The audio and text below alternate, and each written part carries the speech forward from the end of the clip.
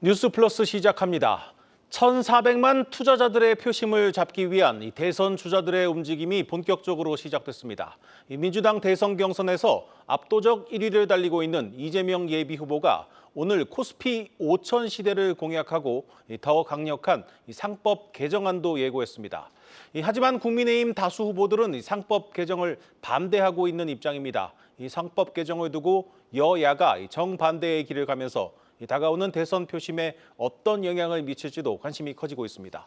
자세히 들여다보겠습니다. 경제부 전범진 기자 나왔습니다. 정 기자, 사실 매번 대선 때마다 좀 등장하는 장면이기는 합니다만 이번엔 좀 숫자가 좀 큽니다. 이재명 예비후보가 코스피 5천 시대를 공약으로 약속했습니다.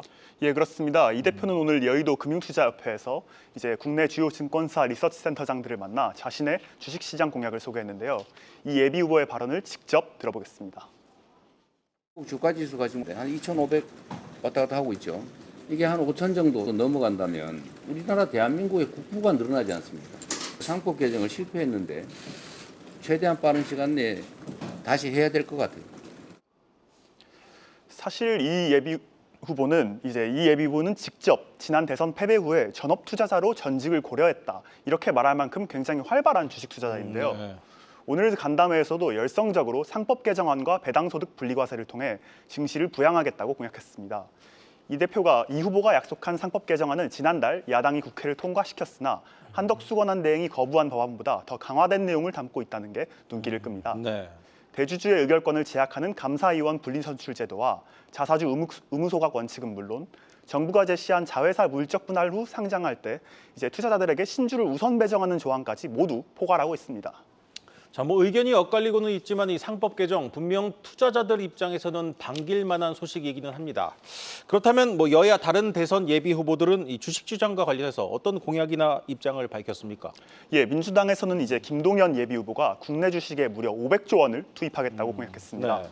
국민연금과 연기금은 물론이고 DC형 퇴직연금까지 모두 기금형으로 전환해서 증시에 투자하자는 제안입니다. 국민의힘에서는 한동훈 예비 후보가 당대표 시절부터 상법 개정에 명확하게 반대해왔습니다. 충실 의무의 대상으로 직접 넣을 경우에는 이걸 어떻게 해석해야 되느냐의 문제로 굉장히 많은 혼란이 있을 수밖에 없어요. 충실 의무의 대상을 회사로만 해왔을까? 선진국들도 그렇고 한번 생각해 보실 필요가 있다고 생각해요. 홍준표 예비 후보는 모든 회사에 적용되는 상법 개정안에는 반대하지만 상장사에만 적용되는 자본시장법 개정은 검토할 수 있다고 밝혔습니다. 윤석열 대통령 시기 밸류업을 전면에 내세웠던 국민의힘으로선 자본시장 분야에서 주도권을 다소 뺏긴 모습입니다. 네. 다만 국민의힘 내부에선 현재 보수 진영의 경선 경쟁이 워낙에 치열하다 보니까 윤석열 전 대통령 한핵에 대한 평가와 이재명 후보와의 경쟁, 이런 활발한 이슈들이 자본시장 관련 이슈를 잠식한 측면이 있다는 설명이 나오는데요. 경선 구도가 어느 정도 정리되고 국민의힘 중앙당이 공약 개발의 중심을 잡으면 윤석열 정부에서 등장했던 밸류업 정책과 일관성 있는 자본시장 친화 공약들이 등장할 것이라고 예고했습니다. 자, 마지막으로 정치권에서 오늘 시장에 영향을 미칠 만한 다른 소식 나온 게 있습니까? 예, 권영세 국민의힘 비상대책위원장이 오늘 국회에서 국회의 세종시대를 열겠다고 약속했습니다. 최종 대선 후보와 무관하게 국민의힘의 대선 공약으로 국회의 세종 이전을 못 박은 건데요. 이미 더불어민주당에선 이재명, 김경수, 김동연 세 후보 모두 세종의 행정수도 이전에 약속했기 때문에 여당도 이에 부분적으로 동의한 것입니다. 네. 대선을 앞두고 언제나 등장하는 대규모 SOC 관련 공약도 조금씩 모습을 비추고 있습니다.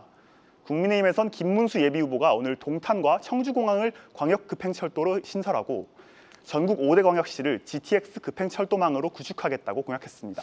네, 잘 들었습니다. 경제부 전범진 기자였습니다.